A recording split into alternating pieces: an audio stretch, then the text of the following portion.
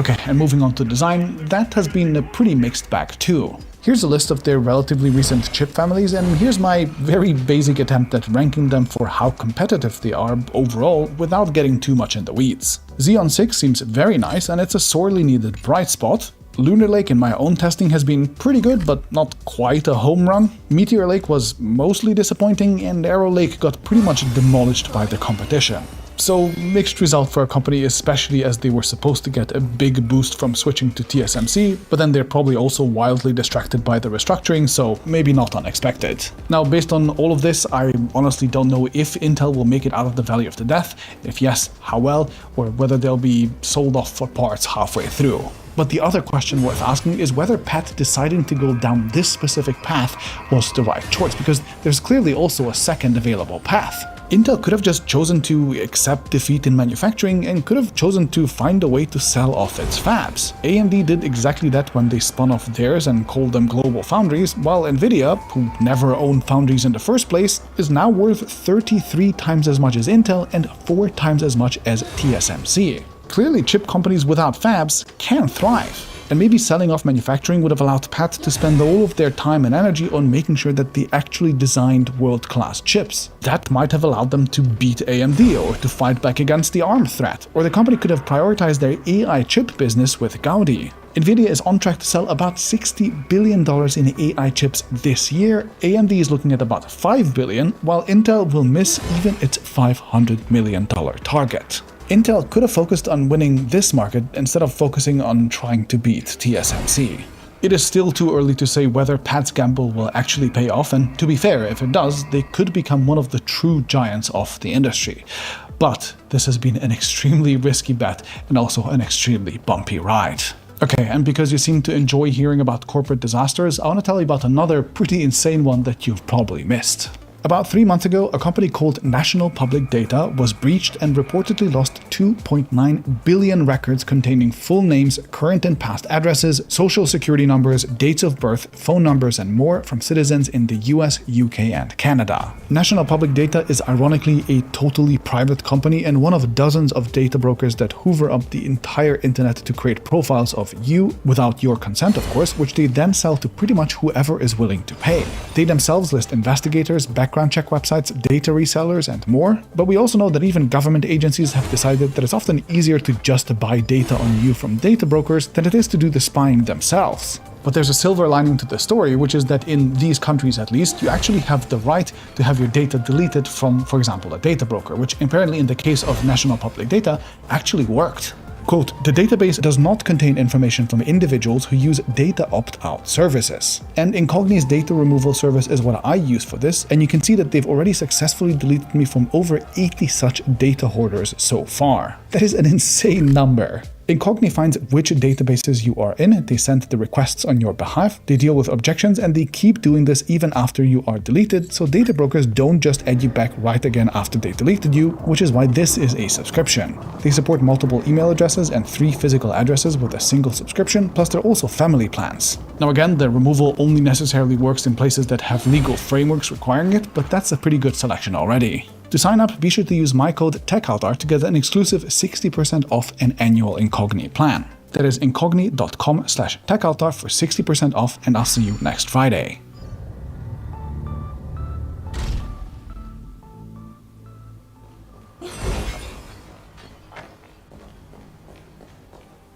This video is sponsored by Skillshare. If you've seen what feels like any tech announcement lately, you're probably already sick and tired of hearing about on-device AI. Apple Intelligence. Personal intelligence right where you need it. On-device AI. AI advancements from Google. Meta AI built in. Apple Intelligence, Microsoft Recall, and even Meta's AI supposedly all run machine learning models right on your device, and suddenly every tech company is talking about NPUs, or neural processing units, the chips in the machines that suddenly run all of this hot new AI. So we have to ask, are NPUs the real deal, or are they the next Silicon Valley snake oil after NFTs and blockchains and metaverses have run out, I guess? Well, I've done the research, and it turns out it's a bit of both.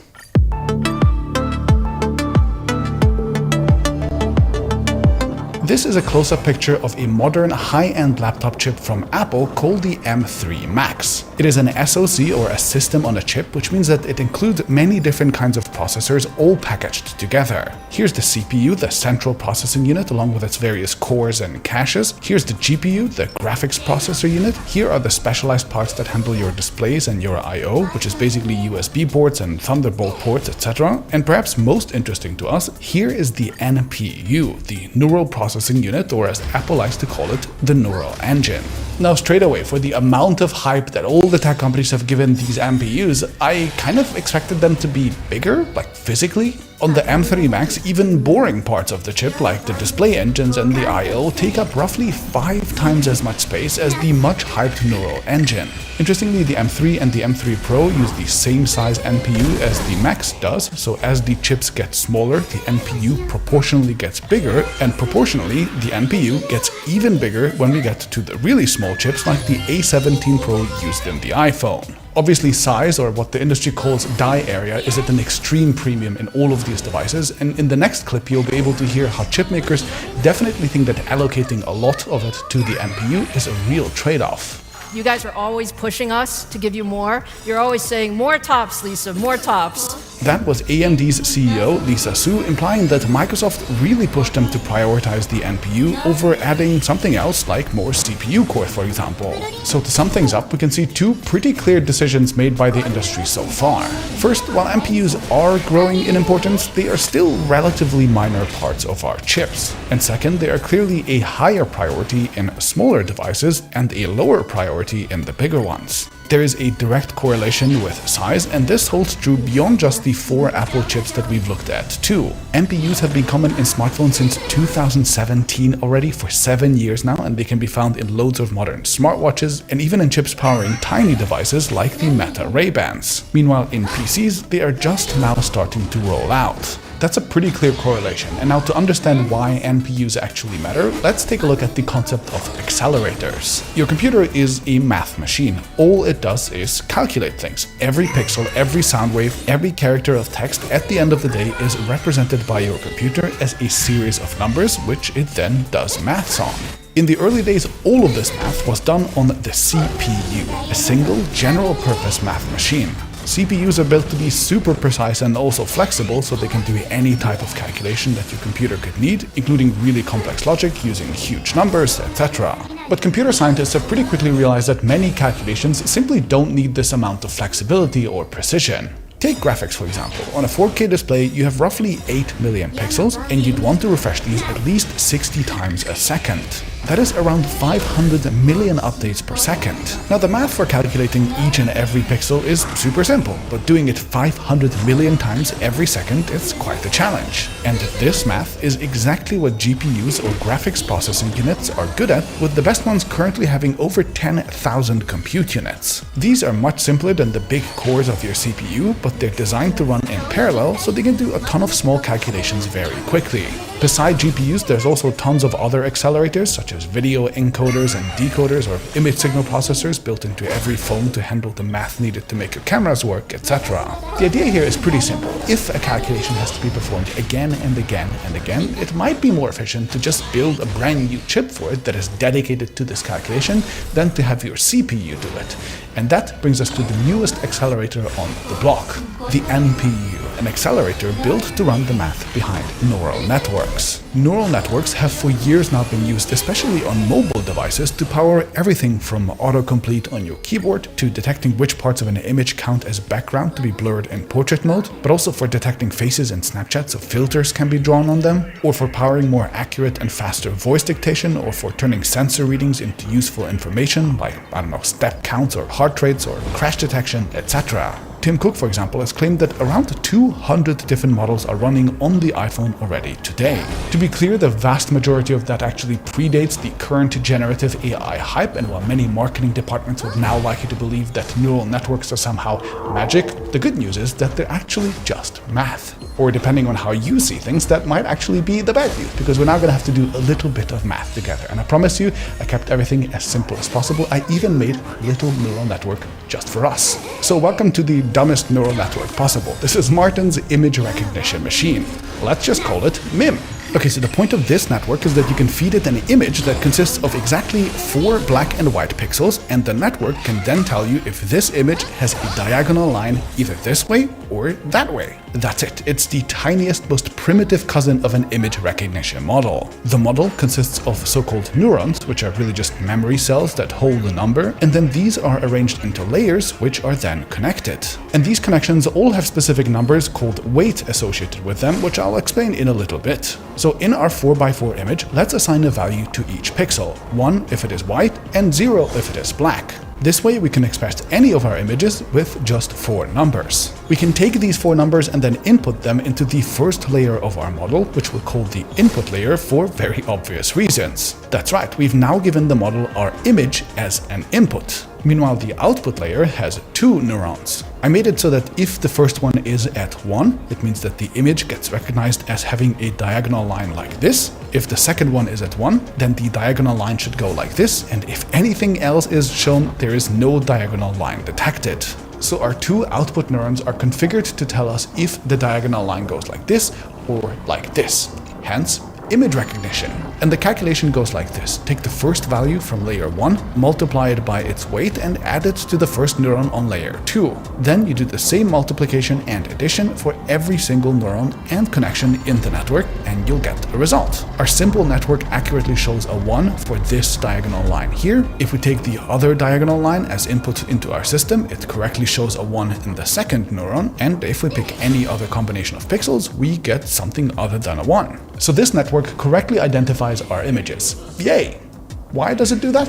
Because the weights are set correctly, and this being a very simple network, I simply chose those weights manually to incentivize the connections that I wanted and to disincentivize the ones that I didn't. And that's it. On the fundamental level, that is the basic math behind neural networks. Now, of course, real neural networks are many orders of magnitude more complicated than this. You might have billions of neurons, and all of these would be arranged into multiple so-called hidden layers for more complex logic and so on. All of these features of a model are called parameters, and complex models can have over 1 trillion of them. That's right, over 1 trillion parameters, and figuring out all of the intricacies of these networks is done with a process called training, and that typically happens on some gigantic remote server farm. Once we have a model trained though, we can start using it, potentially even on our own machines, and that's how we get to NPUs. And because you now know the basic math that this requires, you also know what the requirements for the NPU actually are. The calculation that you've already seen is called a multiply accumulate calculation because you first multiply 2 numbers and then you add it to a node.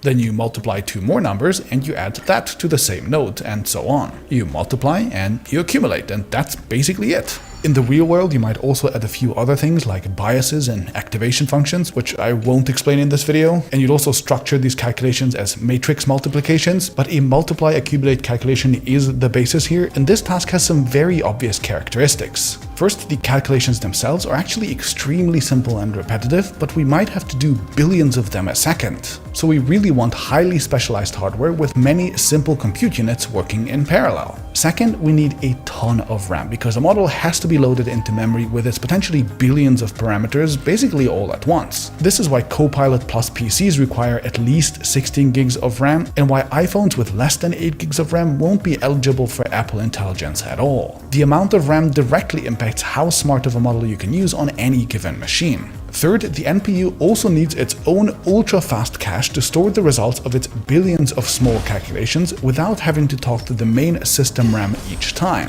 And fourth, we can speed up these calculations dramatically by accepting lower precision. Precision in this case simply means how much memory a computer allocates to any given number. For example, the more decimals that you want the computer to store for the number, the more memory it will need. Precision costs memory. And because we typically want neural networks to just output some probabilistic guess instead of a highly precise answer anyway, we can kind of get away with lower precision, and that in turn speeds up our calculations massively. And there you have it, the 4 things that NPUs need to be optimized for. They need to be able to do many different calculations in parallel, so many little cores, they need a ton of RAM, they need a ton of cache, and they also need low precision. And if you think that this sounds an awful lot like what we've recently said about GPUs, then you're correct. This is why GPUs are very often used for running AI workloads. Since 2017, many GPUs have even had dedicated AI hardware built in, which NVIDIA, for example, calls tensor cores. A 4090 card has a whopping 512 of these tensor cores dedicated to AI, next to other graphics-focused cores, and by today, even integrated GPUs like the ones found on Intel Lunar Lake have plenty of AI hardware too. In fact, on Lunar Lake, the GPU actually has higher peak AI performance than the much-hyped NPU, and an NVIDIA 4090 card absolutely blows any current NPU out of the water in terms of raw AI performance. It is not even close. So in short, your GPU already is your primary AI chip when peak performance is desired. It has dedicated hardware and software for running neural networks. And developers already primarily target GPUs for any workload that needs peak performance from a neural network, like say tasks for video editing. NPUs, on the other hand, are much more about power efficiency than they are about peak performance. The NPU on the Snapdragon X Elite chip, according to Microsoft, consumes less than 5 watts of power even at full load. It is a low-power chip designed to run permanently in the background without having to spin up the main CPU or the GPU. This, by the way, explains why NPUs first became popular in mobile devices. On PCs, we've generally optimized for peak performance in the past, while mobile users have always had to prioritize power efficiency, especially given that they run tasks like crash detection, heart rate monitoring, and so on permanently in the background. So really the question for computer makers now is what kind of permanent, efficient neural networking workloads they can have that can run in the background that would really benefit from an NPU. Stuff like image generation or a chatbot running locally is often demoed, but I think this is actually kind of silly. Your GPU could probably run these tasks just as well as your NPU, and I bet that they're only used because they are the only features that regular consumers can actually understand. More compelling is stuff like real-time captioning and translations of audio playing on a computer, or for example Windows Studio effects that can blur the background, isolate your voice, cancel echo, etc. on the fly. You could easily use these for hours and do so on a battery, so using an NPU for them totally makes sense. So that's nice, but I don't think we've seen any real game changers in this category just yet. Instead, the most compelling candidate for an NPU by far was, of course, Recall, a system on Windows that takes screenshots of what you do every few seconds. It runs image recognition and optical character recognition software on each frame, and it creates a searchable database of everything on the fly, all running quietly in the background without absolutely nuking your battery. This is exactly the kind of task that an NPU would be exceptionally good for. Computation-wise, this is the absolute sweet spot for the NPU. It is a pretty complicated math problem, and yet it should happen quietly in the background basically all the time without the user even having to notice it. Now the question, of course, is whether people will at least eventually accept this kind of an intrusive system, or whether developers will at least come up with other tools that will be just as good of a use of an NPU as this. For now, I think the answer to both of those questions is not very clear, and so I also think that the value of the NPU is not overwhelmingly obvious either. Now, I don't know about you, but for me, seeing this wave of generative AI taking over everything has ironically only gotten me to care about creativity and actually creating things myself a lot more than before.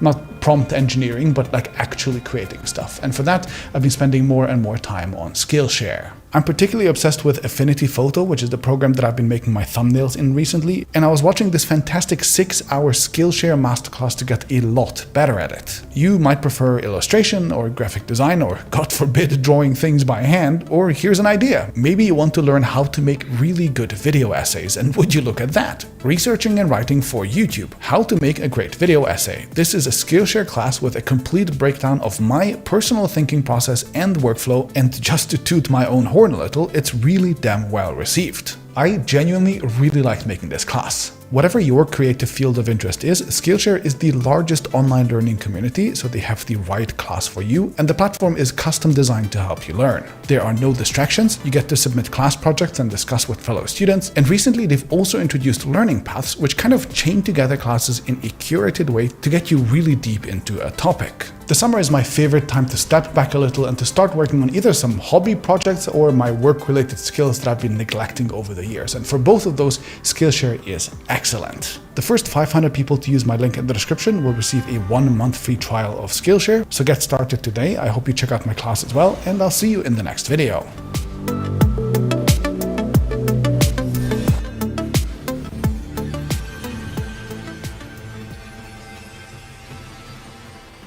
This video was sponsored by Nebula.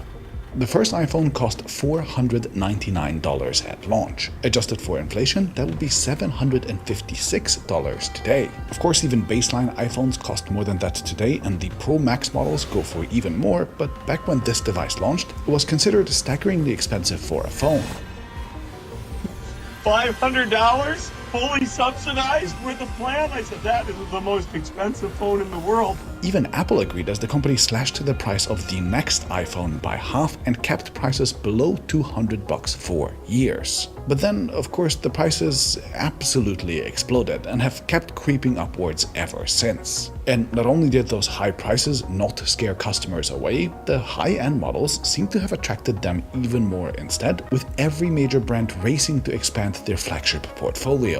Apple went from having one iPhone model to 4 flagships every year, while Samsung went from having 1 to 5, of which 4 cost $1,000 or above. And even brands like Google and Xiaomi, which started off as kind of budget brands, now have 4 and 5 flagship models respectively, including ultra-premium ones. And to make consumer preferences even clearer, the most expensive iPhone 15 Pro Max and the Samsung Galaxy S24 Ultra have now also routinely become the most popular models in Apple's and Samsung's portfolios worldwide. When given the choice, many people again and again just choose the most expensive models. In wealthier markets like the US, Japan, the UK, and Australia, Apple alone controls more than 50% of the market in each country, while much of the rest is dominated by Android flagships too, making mid-range and entry-level devices almost irrelevant here. And this trend is even visible when you're looking at global figures, with Counterpoint research data showing a 5% increase in premium device sales in just the last 2 years alone.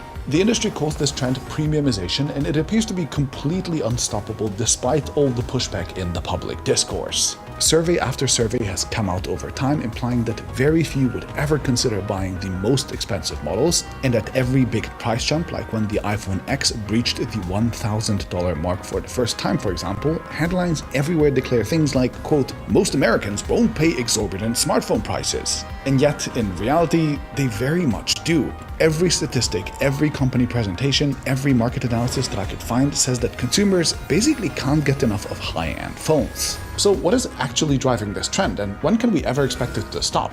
Well, to find out, we have to take a look at a whole lot more data and also talk about consumer psychology.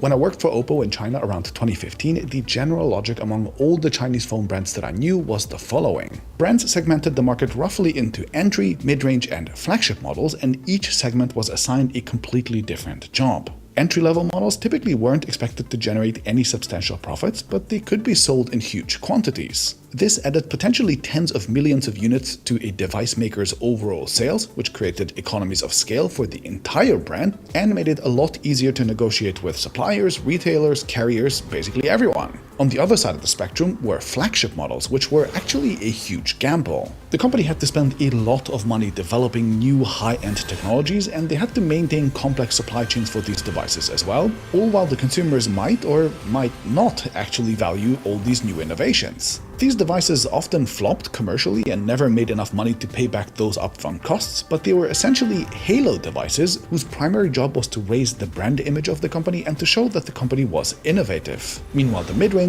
was the sweet spot. Risk was relatively low since last year's mature tech was good enough for a mid-range model, and yet these devices were sold in high enough quantities and with high enough prices to potentially make a decent profit. This logic probably still holds true in markets where purchasing power is limited, like for example in India, or for brands like Xiaomi and Realme, where affordability is still a key part of the brand.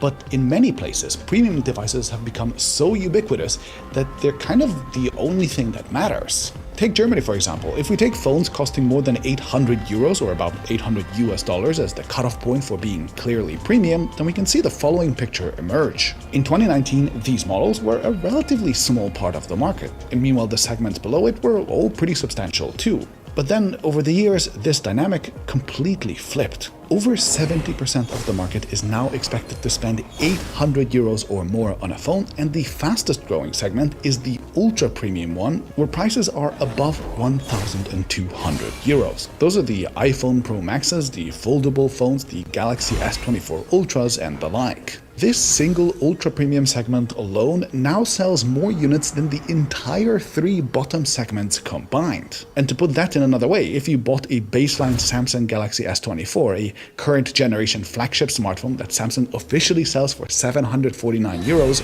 right now, you would somehow be in the bottom 28% of consumers in the country, and the vast majority of the rest of the country would be spending way more on their phones than you. In other words, in Germany, the very top of the market is basically the only one that matters anymore, and in other wealthy countries, we see a very similar trend too.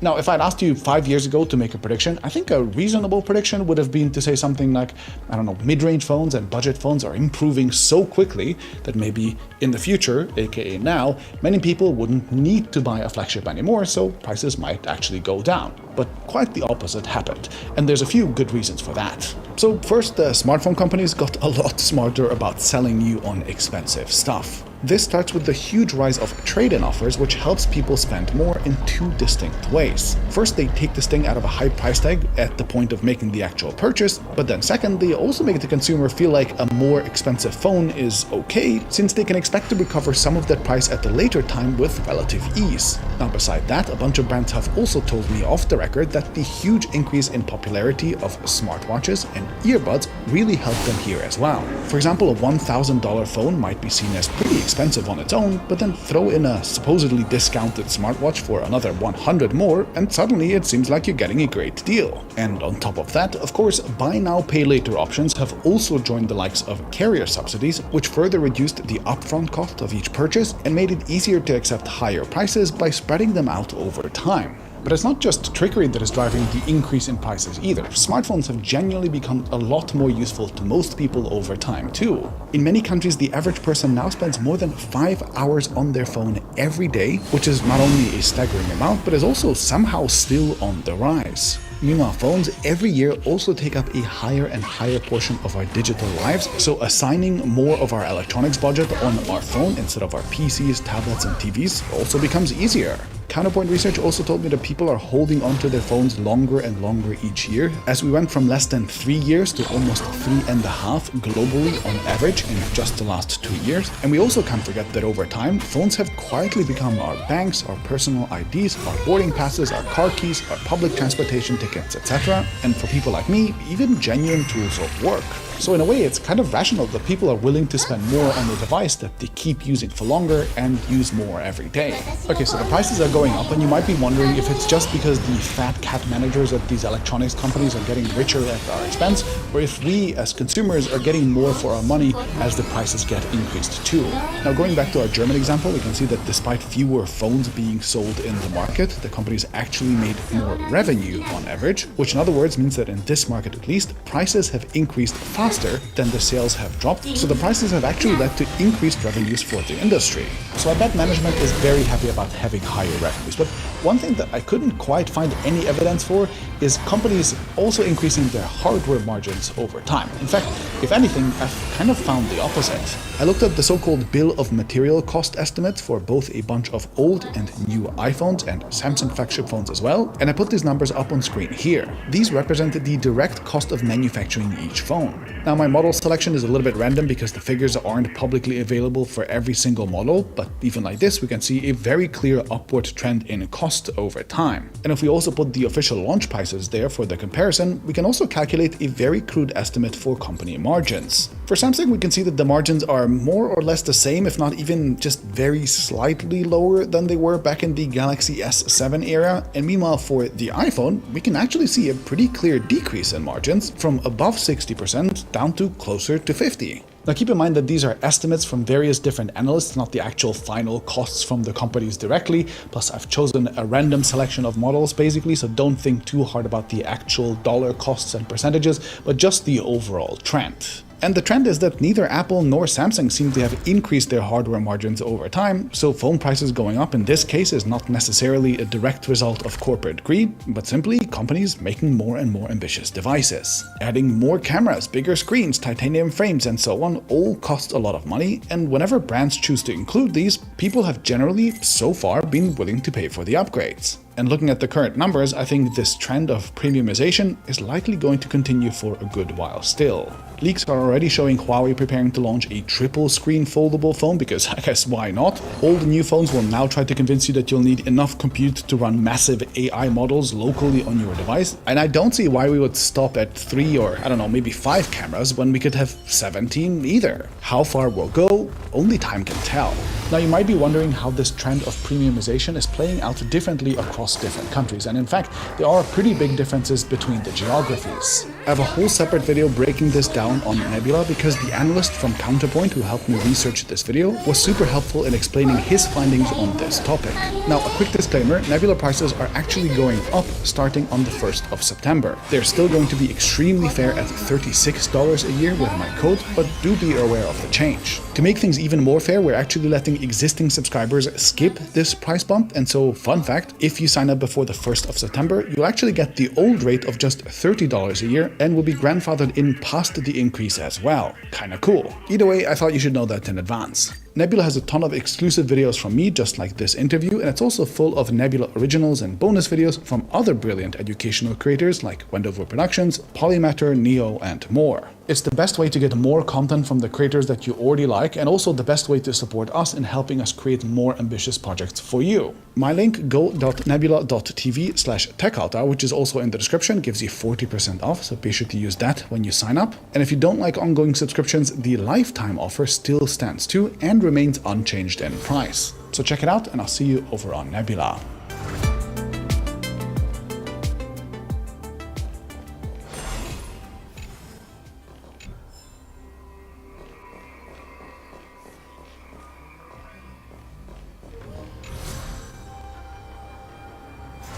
This video was sponsored by CuriosityStream in partnership with my streaming service Nebula.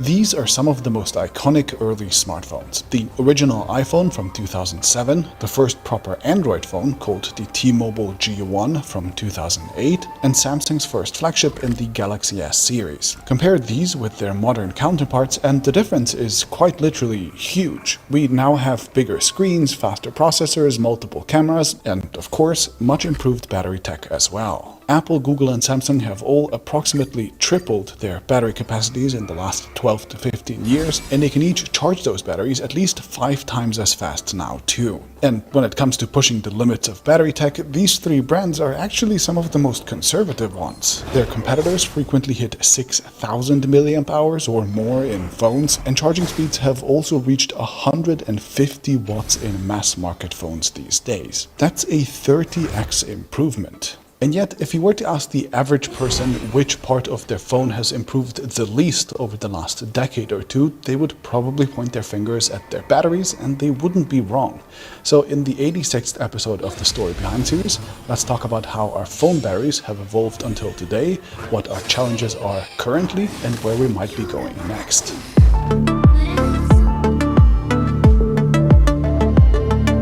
In 1991, Sony had a problem. For a few years already, the electronics industry had been undergoing a massive transformation. Sony themselves made listening to music and recording video portable with their Walkman and Handycam series. Nintendo made gaming handheld with the legendary Game Boy, and Fujifilm had just brought the first tiny digital photo camera to market too.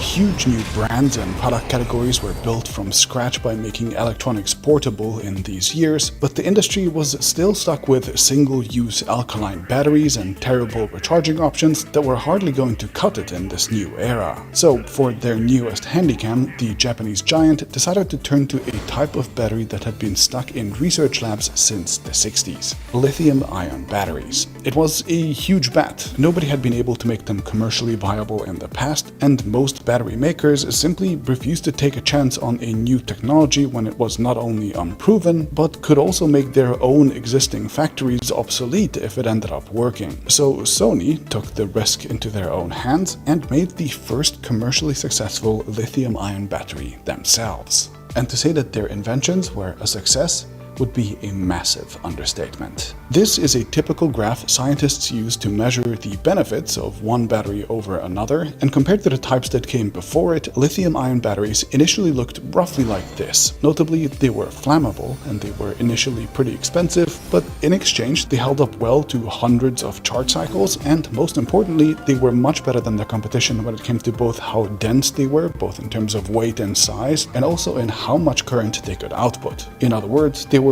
just the solution Sony needed for their handheld electronic ambitions. And while the basic principle of lithium-ion batteries has remained remarkably similar since 1991, energy density even improved significantly since, as scientists optimized battery chemistry, and prices collapsed as well as mass manufacturing, especially in the gigafactory age, took over, and process optimizations and economies of scale did their thing. Simply put, lithium-ion batteries were great, and the world got hooked on them, which then generated two different problems. First, instead of powering just the tiny handheld electronics that they were originally designed for, the high energy density and cost reduction of lithium-ion batteries eventually also made them the default choice for gigantic battery packs in cars that are easily 15,000 times as big as those in phones, and a common pick in residential backup batteries that power entire homes, and even grid storage in massive farms that can briefly power whole cities. And in these massive quantities, lithium-ion batteries, and in particular their three most common ingredients, became extremely problematic. Cobalt comes almost exclusively from the Democratic Republic of Congo, where it is mined under some of the worst possible conditions to both the environment and its people, and by the way is exported almost exclusively to China from there, much of it going through black and grey channels. High-grade nickel production hasn't been able to keep up with demand for a while now, and it doesn't help that most high-grade nickel actually comes from Russia, which is obviously extra challenging to get to now, while a lot of the low-grade supply comes from countries like Indonesia and the Philippines, where once again it is often mined with little regard for human safety or the environment. And then of course there's lithium itself, most of which is obtained either from the lithium triangle in South America or Australia. And you've guessed it, extracting the stuff is terrible for the people and the environment. We basically can't keep up with demand, which pushed its price up more than 10x during the latest supply chain crunches, and for now at least, China controls most of the mines and the refinement capacities. These materials are becoming so problematic that the price of lithium-ion batteries actually increased for the first time ever in 2021, which is partially to blame for brands like Tesla recently raising their vehicle prices.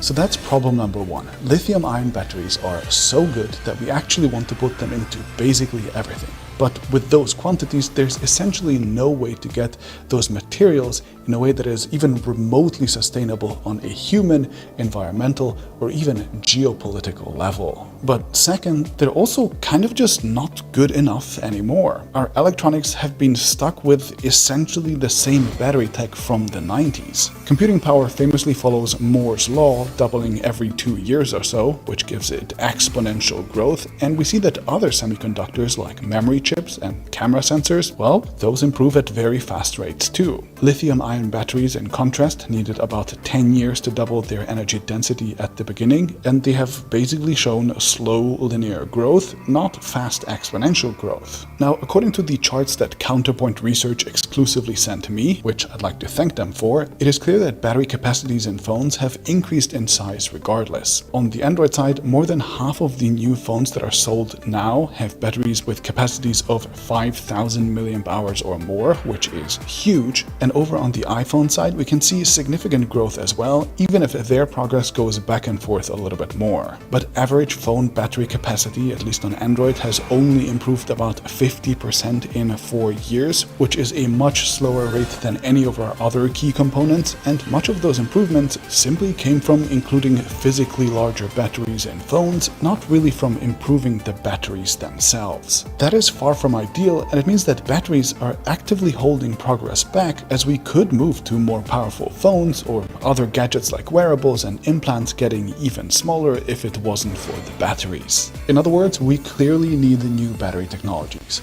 both so our big things like cars and grids don't require us to strip mine entire countries off of their valuable resources, but also so our small things can get smaller and smarter. So let's take a look at our best options. And so far I've managed to avoid giving you a chemistry lesson, but I'm afraid to move on we'll actually need to talk a little bit about chemistry, but I promise I'll be as brief as possible. So this is how a typical phone battery works. You have a negative side called an anode, which is typically made of graphite, a positive side called a cathode, which uses the nasty nickel and cobalt that we talked about before, and in between there is the electrolyte in the form of a liquid or a gel with a semi-permeable separator in between. All of this is built so that we can move lithium itself back and forth between the two sides, which is an element that conveniently has an extra electron it really wants to get rid of. Giving those electrons a path lets them travel from one side to the other through a wire, generating power for your device, while the lithium ions can flow through to the other side through the electrolyte. Meanwhile, plugging your device in basically forces this process to be reversed. That's the basic idea, and in practice, the anode and cathode are typically applied as a thin film onto long, flexible metal sheets like these, which are then assembled and wrapped up into the shape that we actually want to use them in. And voila, you have a lithium-ion battery. Now, to improve this technology, you either have to improve the manufacturing process, which is a little bit outside of the scope of this video, so I might talk about that in maybe a future video, or you have to change the fundamental chemistry of this video, which is what I'll focus on now.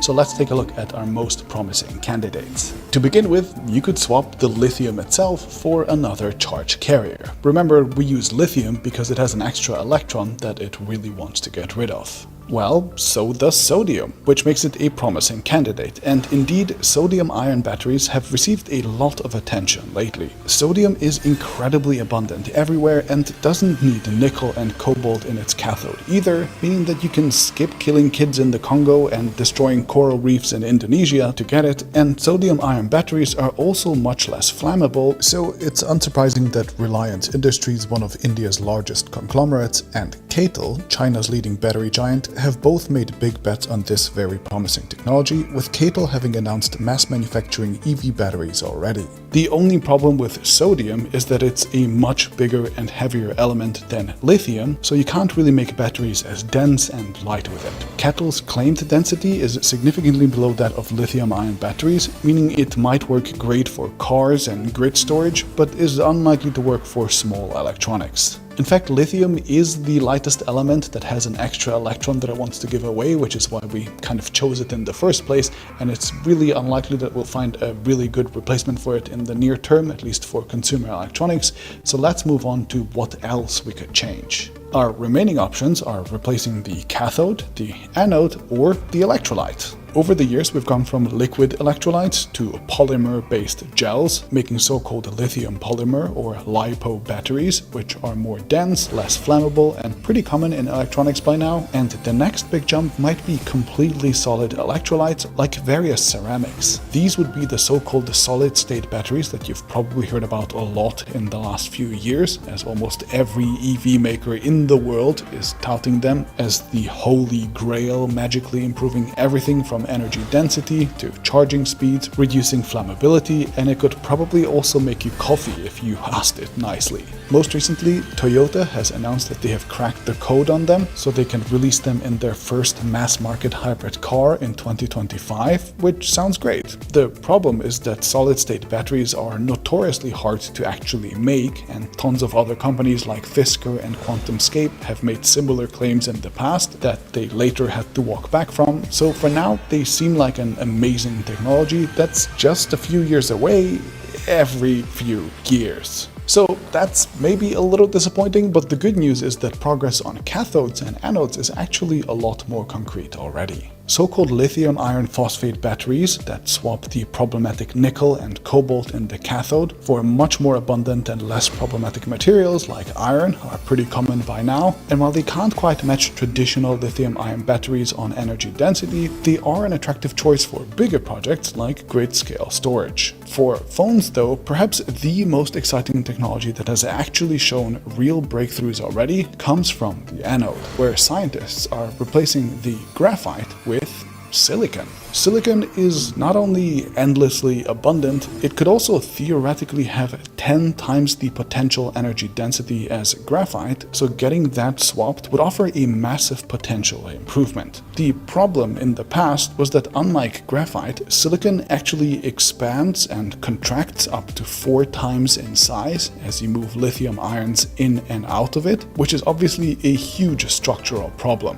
Still, in the last few years, at least 3 companies have successfully found ways to put silicon into the anode, and of these 3, definitely the most interesting one for phones is a US company called Sila Labs. Their tech, which mixes a bit of silicon into graphite, just recently entered mass production with their first product, a real fitness band that you can actually buy called Whoop, where the company claims about 20 to 30% improvements in the same size, while allowing battery makers to keep the exact same process for manufacturing too. Whoop bands are obviously a pretty small scale start, but the company claims to be on track for embracing bigger electronics like phones this year or maybe next. And meanwhile, a company called Amprius claims to have made 100% silicon anodes as well, which supposedly already almost doubles battery capacity. Their tech is way too expensive and finicky for regular phones for now, and is currently stuck in more high-end devices, but the progress is encouraging.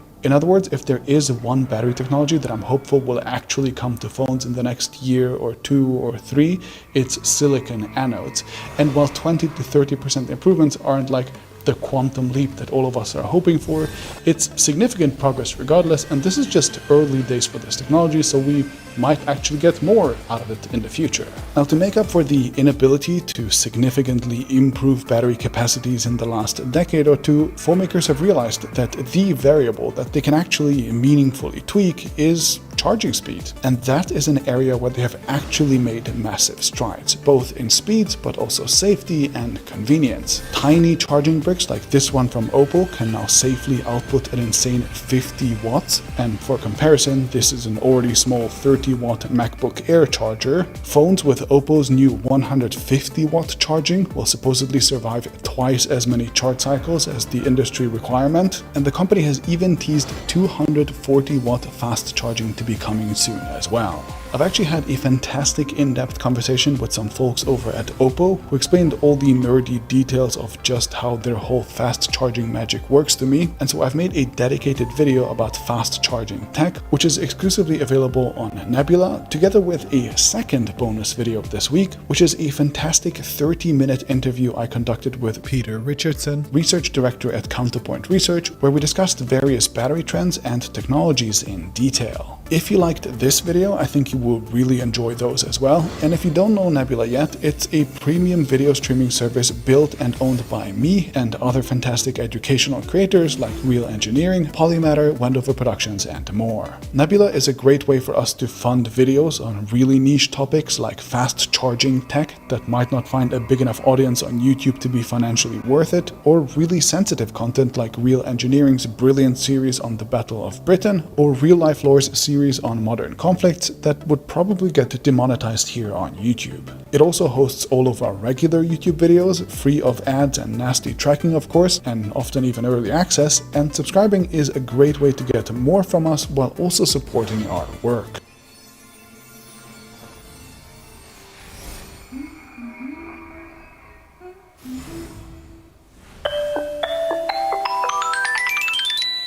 This is the Fairphone 5, the company's 5th attempt at making a phone that is repairable as well as fair to both the planet and the people who make it. With the company's earlier devices, the cost of fairness was always extra bulk, worse performance, and a much less attractive price than the regular competition. But with the 5, they claim that that penalty is now smaller than ever. I've been testing this phone for almost a month now to see if that is true, and I've also read every 70-page environmental analysis, financial statement, and mining reports that I could find to figure out what their challenges really are, whether the high prices that they're charging you are really fair, or whether all of this is really just greenwashing.